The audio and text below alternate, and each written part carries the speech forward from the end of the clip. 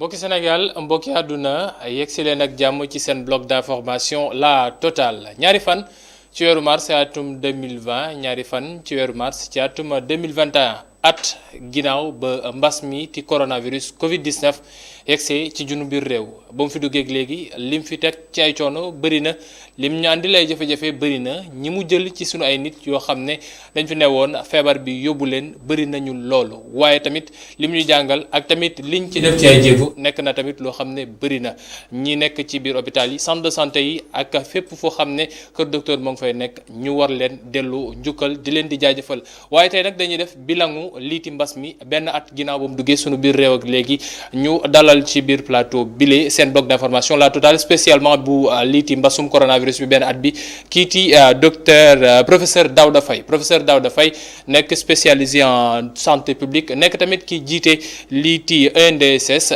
professeur yàgg ngaa ñëw ci suñu plateau ñu ngi lay dalal di la ziar.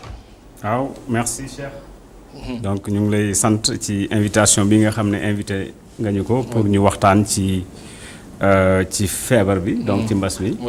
ci gannaaw ba mu amee 1 an. oui d'accord ci sama ndeyjoor kiiti docteur Boubacar Sarr moom nag médecin généraliste la nekk président adjoint commission sociale bu COMES muy collectif médecin pharmacien dentiste en spécialisation ñoom nekk tamit ci biir xeex bi ñu leen ci doon dégg bu baax a baax ñu dalal leen tey am ci mbégte docteur ñu ngi lay ziar.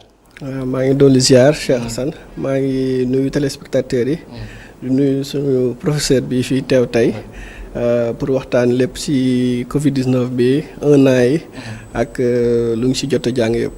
d'accord alors dañuy xaarandi rek xam naa ne fii ak tuuti kii Ousmane Gueye nekk directeur bu SNEIPS moom yegg si ci plateau bi ndax bokk na ci sunu ay gan ñu war a waxtaanee ci mbasum coronavirus bi docteur professeur Faye dama koy tàmbalee ak yow. at ba feebar bi duggeeg léegi ñi mu jël seen bakkan bëri na lim ñaandil ci ay jafe-jafe bëri na waaye tey su fekkoon ne avec le temps dañuy jël wax ne dañuy def recul ngir mën a xool feebar bi nu mu fi dundee ak nu ñuy dundeek moom soo defee premier regard première analyse lan lay doon.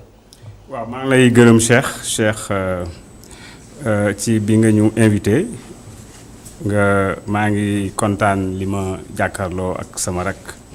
Docteur Boubacar Sarr di néphrologue donc je pense que je suis très content jàkkaarloog yow pour waxtaan ak yow ci wàllu mbas mi bilan ci niñ koy waxee ci tubaab mooy photographie en un instant T d'une entreprise donc ça veut dire que tey mbas mi nu mu tëddee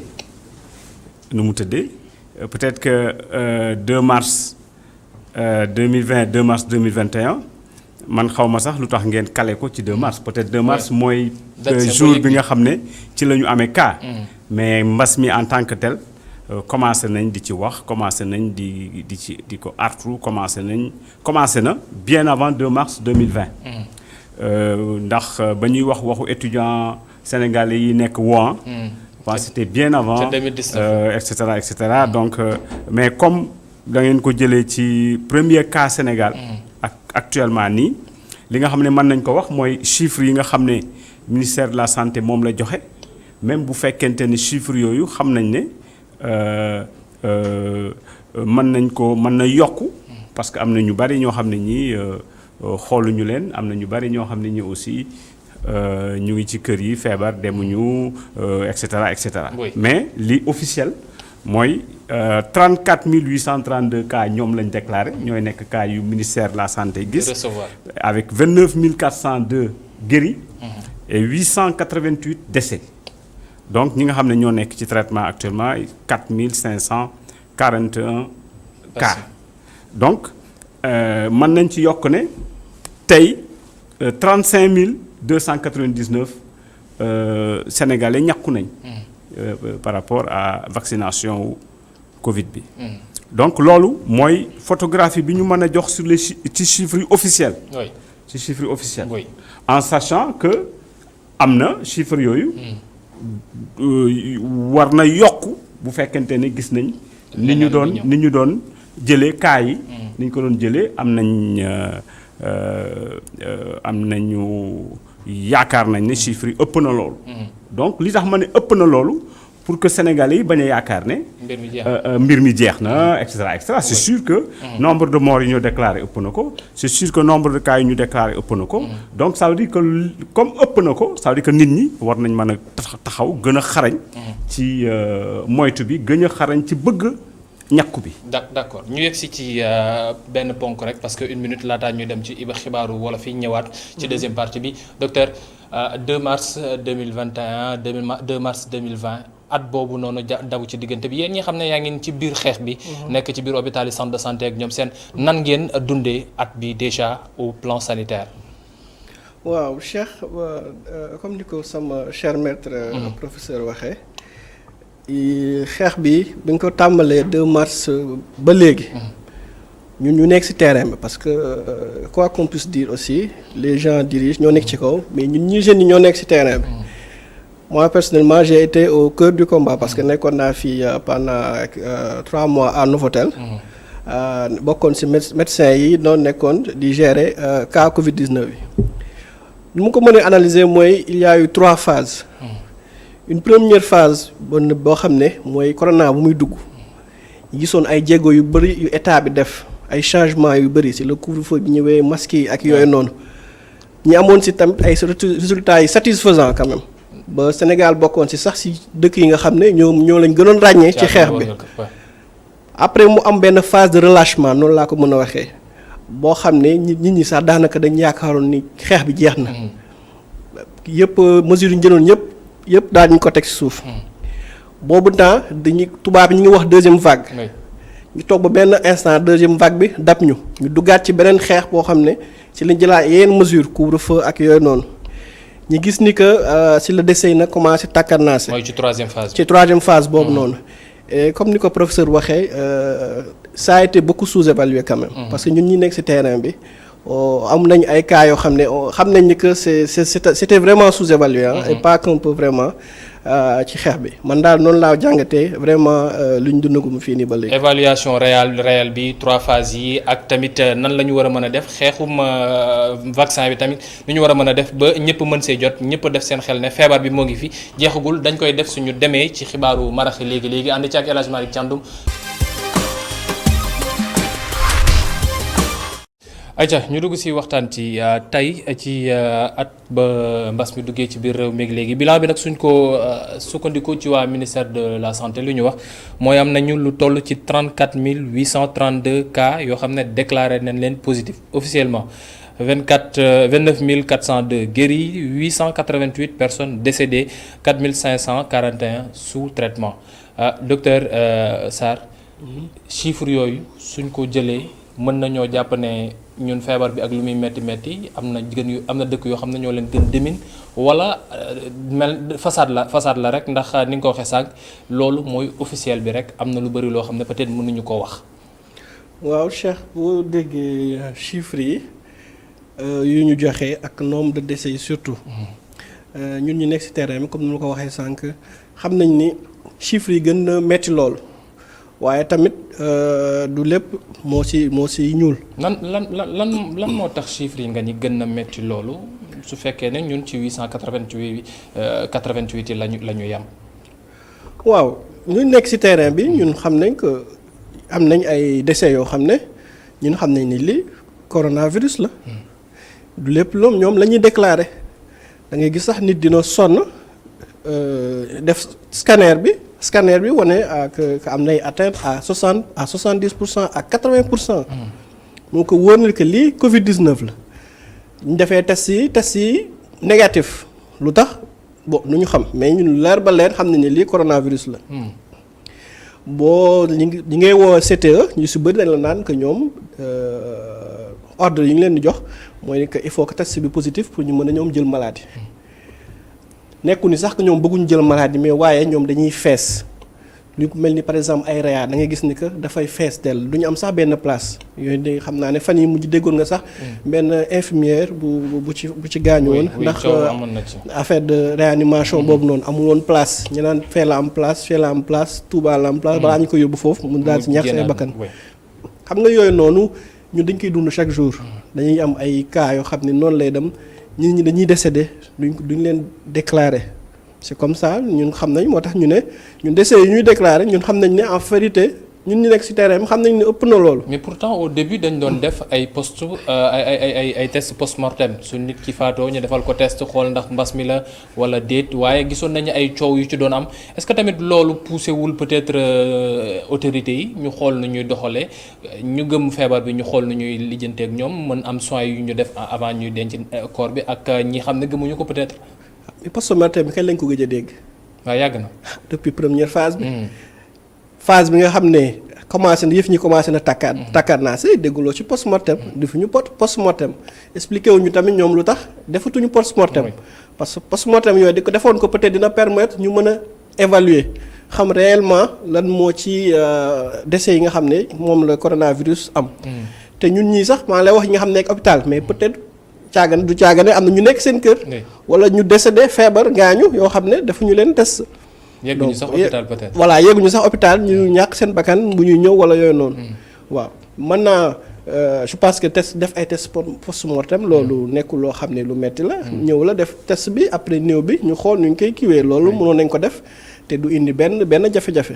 d'accord alors professeur ni mu ko waxee première phase bi Sénégal àdduna wërngal këpp da ko nawloo woon ndax dañu waxoon ne ñun dañoo jël les devants mesures yi ci war ak lépp def nañ ko wante est-ce que nit ñu àdduna doon xoolee loolu lañ doon liggéeyee ndax suñu wax ne non dañoo maîtriser feebar bi est-ce que daf fekk ne ñi ñu doon te defal test yi ak ñi bàyyi seen biir kër am feebar peut-être te gisuñu leen demuñu leen seeti ji nekkul loo xam ne mu ëpp. waaw defe naa yaa ngi may poser question bi nga xam ne dafa lié ak stratégie. oui Sénégal par rapport mbas mi donc mbas mi c'est clair que bi muy doog a egsi nit ñi xamuñu ko woon trop. ñëpp au niveau de dëkk yi nga xam ne ñoom ñoo nekk ci monde bi. xamuñu woon trop mbas mi donc au début sax am na ñoo xam ne ñii stratégie bi ñu doon xeexee Ebola moom lañ ko doon xeexee. yaakaaroon ne sax mbas mi en 3 mois 4 mois war nañ ko mën a régler. Moi personnellement j'étais convaincu que c'était pas possible parce que pandémie ak épidémie c'est pas la même chose et que pour man waroon nañu mën a toog xaar ay at pour mbas mi ñu mën ko maîtriser wala sax mu duñ ko fi mën a jële seulement dootul am efficacité bi nga xam ne moom lay am efficacité di rey. professeur Seydi nee nañu fi ak at peut-être la ñuy mën a xalaataat luy vie normale moom loolu la def ci ay prévisions. waaw même moom sax peut-être que bon man sama xarit la. donc c'est mon grand ami. donc loolu bu ko waxee am na fi mu ko teg sur le plan scientifique. mais mën na sax ëpp at comme mën na aussi bañ a mat at. ndax stratégie vaccination bi nga xam ne teg nañ ko au niveau mondial. parce que le problème qui se pose par rapport à feebar bi c'est que bu dañoon Sénégal maanaam Sénégal bu amul woon cas mais ça veut pas dire que feebar bi jóge na fii. ak jaxasoo bi nga xam ne dafa am sur le plan international. Sénégal mën na amaat recrudescence feebar bi donc ça veut dire que pour feebar bi arrêté fii il faut que population yi nga xam ne ñoo nekk ci pays yëpp ñoo nekk ci monde bi yëpp ñu xeexandoo feebar bi ba feebar bi jóge fi d'où importance bi nga xam ne moom moo nekk ci vaccination. donc li ma bëggoon wax sànq. ci première phase bi deuxième phase te nga posé ma question ma jàdd ci sa question bàyyil ma ñëwaat si. stratégie Sénégal bi nga xam ne moo taxoon quand même ba ñu naw ñu c'est-à-dire je pense que stratégie bi amélioré wu na. parce que première phase lan lañ defoon bi ñu gisee ne mbas maa ngi ñëw xamuñu nan lay demee pays européens di confiné wu donc dañu confiné woon à un moment donné confiné wu ku nekk. semi-confinement voilà semi-confinement ku nekk extra après ñu def couvre-feu. et cetera donc bi ñu defee couvre-feu ñu teg benn stratégie de dépistage des cas. donc jël leen en charge. ak ay cas contact yoo xam ni indi woon nañ leen ci hôtel yeeg extra mais je sais que actuellement nii am na stratégie yoo xam ni tegoon nañ ko parce que xamuñu woon feebar bi tey stratégie yooyu kenn dootu ko teg. parce que jege naa la rek ñu yóbbu ma hôtel pendant loolu parce que période boobu xamuñu woon maladie bi. donc men tey am na stratégie yu bari yoo xam ni duñ ko defaat. confinement aussi par rapport à impact bi feebar bi di am sur le plan économique. confinement kenn xalaatu ko.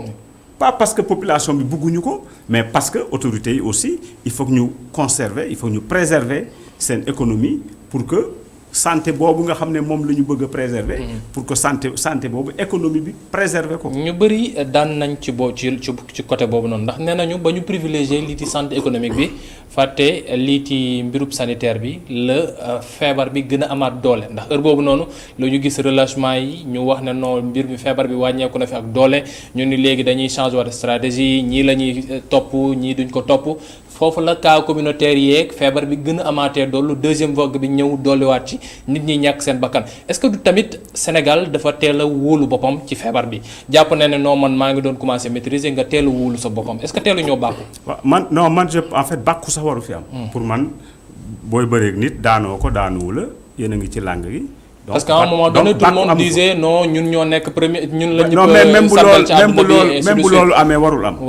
parce que nekkuñu ci contexte bàkku dañu nekk ci contexte concentré wu xool nan la ñuy daane mbas mi te mbas mi neexul a daan parce que monde bi yëpp pour nga daan ko il faut que ñu daan ko ci monde bi yëpp donc man li ma bëgg a wax par rapport à ça c'est que stratégie yi nga xam ne Sénégal jëloon na ko mooy semi confinement boobu mooy couvre-feu bi ak sensibilisation à outrance bi nga xam ne ñu ngi ko doon def par rapport aux mesures barrières. donc sol takk ay masque raxasu loxo et cetera donc loolu ñëpp xam nañ ko. donc loolu wax nañ ci plusieurs fois donc maa ngi rafetlu aussi rôle presse bi.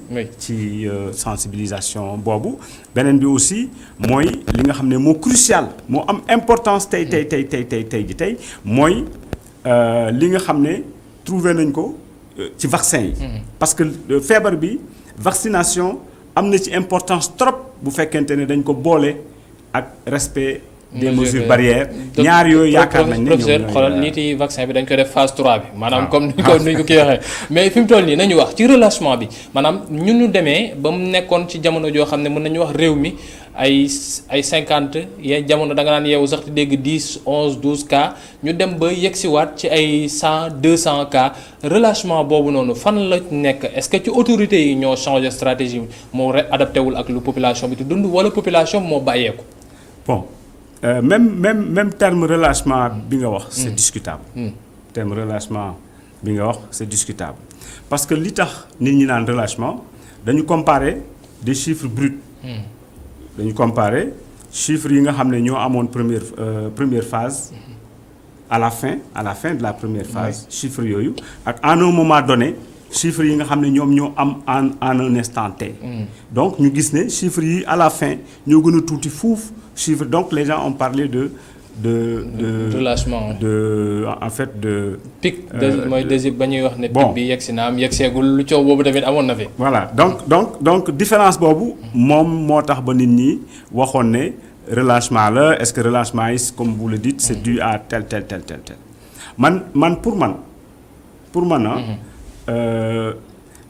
ci loolu mën nañ ko analyser ci angle yu bari. am na ñoo xam ne ñu nee nañ. chaleur bi maanaam tàngaay bi am na importance ci feebar bi te gis nañ ne période yooyu ngeen di wax c'est-à-dire ñu ngi doon jóge ci sedd bi. ñu ngi doon jóge ci tàngoor bi jëm ci seddaay bi. donc am na paramètres yu bari yoo xam ni étude moo koy wane. parce que man loolu laa gëm par rapport à la recherche. donc moom moo koy wane balaa ñu naan relâchement am na wala amul. mais constat comme ça les faits sur des chiffres.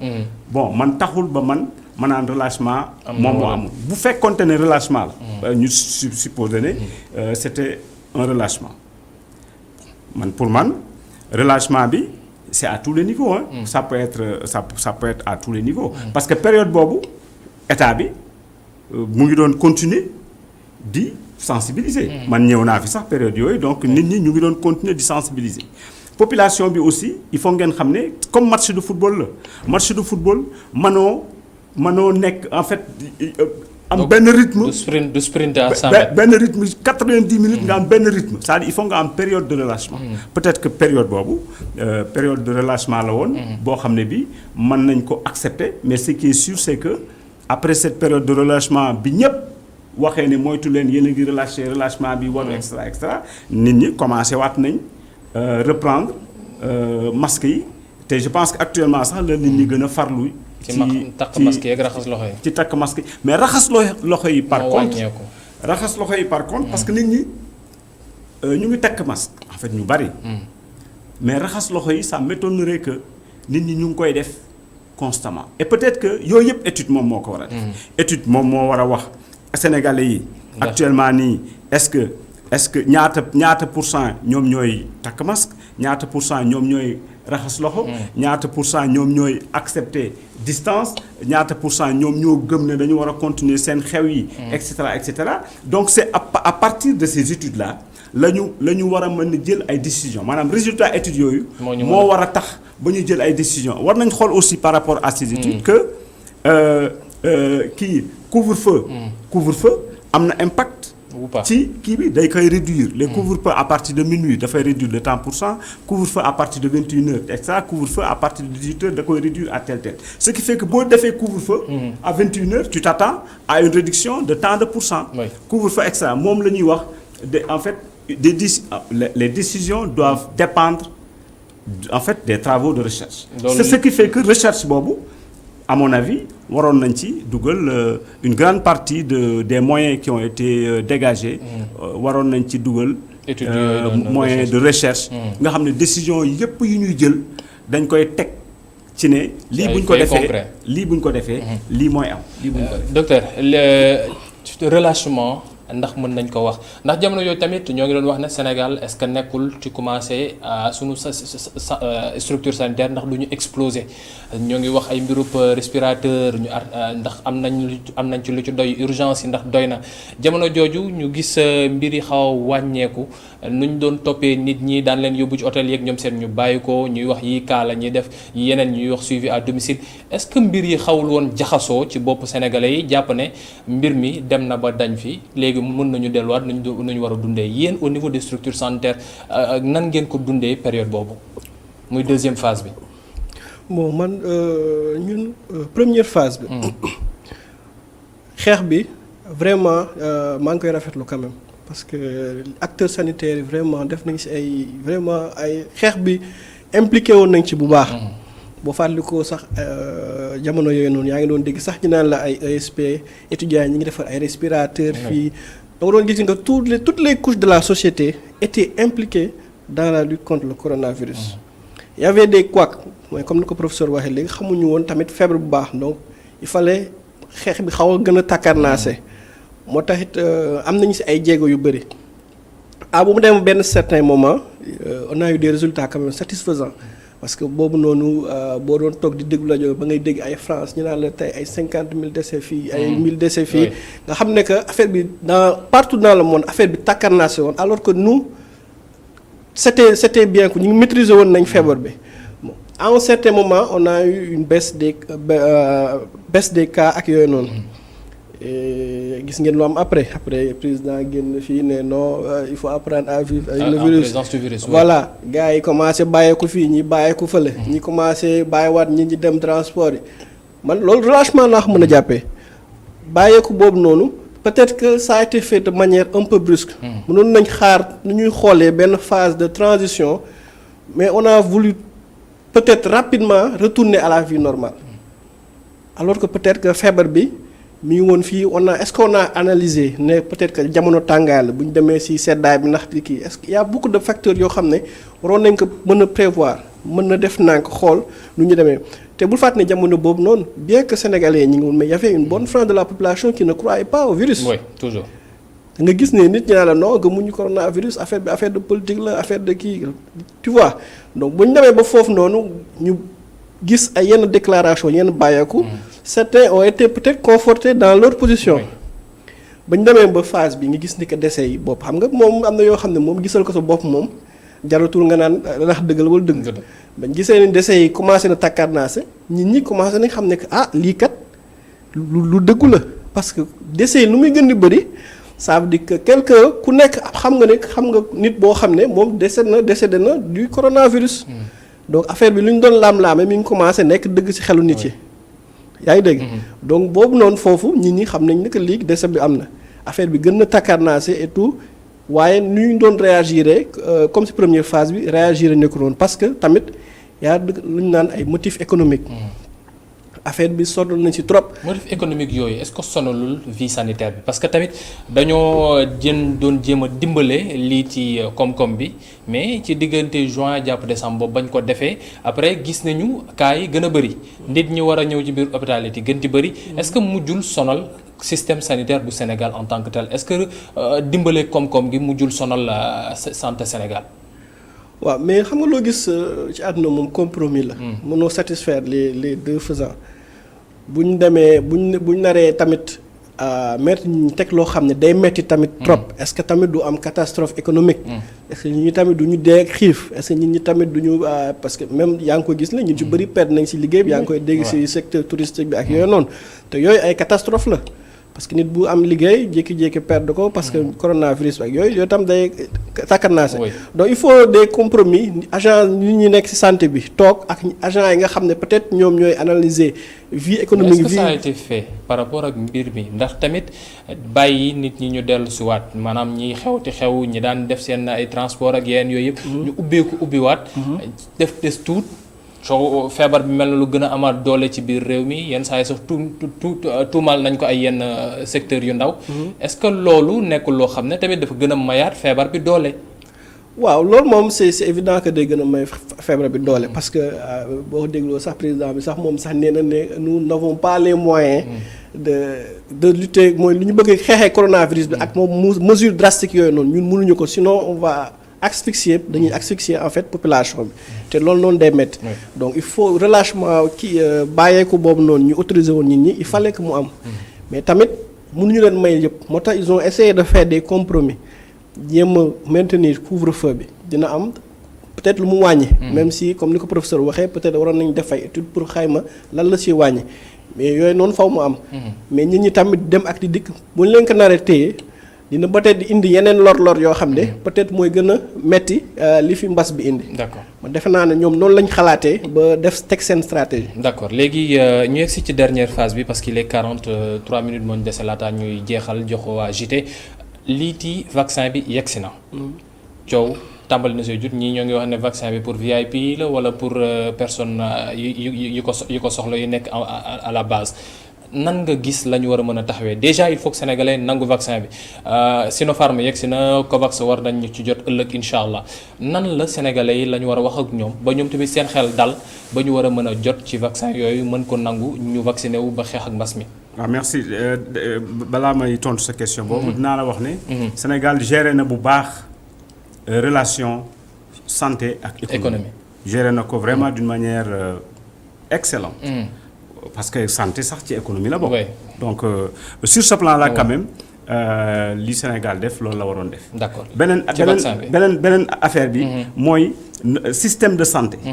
système de santé pays développé yi gis nga ne mbas mi daf leen perturbé. mais sonal na leen ak doole. perturbé donc ça veut dire que nous bu fekkente ne Sénégal ba léegi ñu ngi tenir.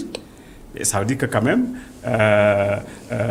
mën nañ jaajëfal Sénégal par rapport à ni ñu taxawee ci wàllu mbas mi. ci wàllu mbas mi. par rapport à vaccin yi non vaccin yi je pense que prioriser nañ. te priorisation boobu moom mooy priorisation internationale mondiale c'est-à-dire ñi nga xam ne ñoo gën a jege. en fait ñoom ñooy nekk ak malade yi. mooy ñi nga xam ne ñooy paj. ak ñi nga xam ne ñoom ñooy yóbbu malade yi sapeur pompier en fait les personnes les agents de sécurité. ñooñu priorité lañ. donc ñi nga xam ne dañuy dund ak feebar te en général mbas mi bu leen jàppee da leen di sonal mën na leen sax faagaagal. ñooñu priorité lañ. Oui. donc ñi jur diabète tension et cetera ñi nga xam ne donc ay personnes âgées lañ. ay mag lañ ñooñu ay priorité lañ. donc ñooñu ngay démarrer boo démarrer ci ñoom déjà di nga xam vaccin bi.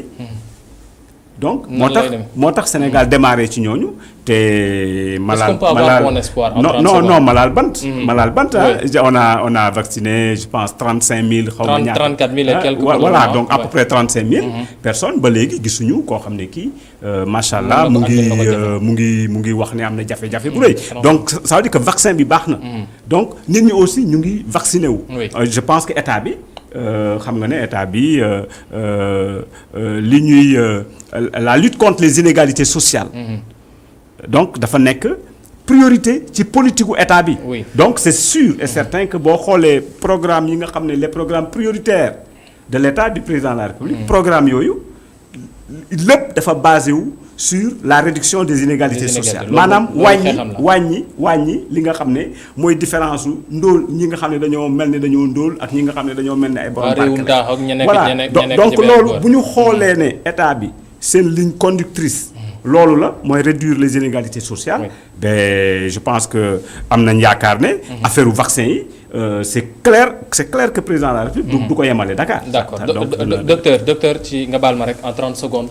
lii ci vaccin bi am na ci yenn ci médecins yi bokk ci yenn ñuy nekk ci biir hôpital yi di wax nañ ñoom dañ leen ci war a jot est-ce que xeetu wax yooyu suñ koy dégg maanaam ñu wax ne non ñii dañoo nekk ci biir hôpital joxuñu leen alors que ñoo ngi jox ay ministres ak yeneen loolu du andi tey xel ci biir population bi nan la ñu war a doxalee ak vaccin yi fi mu toll nii ci tënk rek s'il vous plaît. mais effectivement Cheikh mais loolu moo am. vaccin bi dafa ñëw mais Sénégal la ñu war a bàyyi politisation à outrance. bëgg a def des multitudes d'exemples de ay nit yoo xam ne soxlawuñu vaccin bi ils ne sont pas si prioritaires. mais parce que war nañ wane exemple rek ñu jël leen di leen jox vaccin bi exemple pour qui quand même. alors que ay nit ñi ngi nekk ci biir ay hôpital di fa xëy chaque jour di nekk en contact direct ak malade yi ñi leen ne ñii waruñu vaccin dañ def liste boo xam ne ñii ñooy vacciné ñee duñu vacciné ñu teg ko fan pour lan alors que des membres du gouvernement des familles je ne sais pas xaw ma ñan ñi ngi leen di vacciner normalement alors que ñooñu gisuñu teguñu bët malade mais nañ waxante dëgg même les étudiants ñi nga xam ne tàmbali ngeen waxtaan ak jëwriñ bi ngir mbir mi ñu mën leen vacciner ba affaire bi ñu romb ko ndax tamit loolu am nekkul luy rafetal deru la. fu mu ne nii ñoom jëlaguñ contact ak ñun on a déposé suñ préavis. et on va faire une grève les 2 prochains jours. je pense aussi que l'amicale des étudiants donc de la faculté de médecine aussi ils ont commencé leur grève depuis quand même lundi. pour dénoncer quand même cette politisation bi ñu bëgg a def vaccination bi quand même nañ ko jox ayants droit yi ñi nga xam ne ñoo nekk en contact avec les malades que ça soit des brancardiers des infirmiers de salle ou bien des jardiniers ñëpp ñu ngi liggéey ci biir hôpital bi. ñu nekk ci biir vraiment ñooy cible prioritaire ak ñi nga xam ne ils sont am nañ plus de 65 ans. je pense que loolu moo solo loolu la njiitu réew mi wax sax ñu sant ko bu baax di gërëm ko docteur Boubacar Sarr nekk médecin généraliste président commission adjoint commission sociale bu COMES collectif médecin pharmacien ak dentiste en spécialisation ak tamit sama xarit professeur Daouda Faye nekk directeur général bu ENDSS nekk spécialiste en santé publique ñoom nag ñoo ne woon sunu gan tey ci bloc d'information La Totale di doon def bilangu mbasub coronavirus bi at boo xam ne ñëpp ñoo ngi xaar ngir mu jeex ak jàmm mbas mi le jóge fii ñëpp mën a am seen vaccination.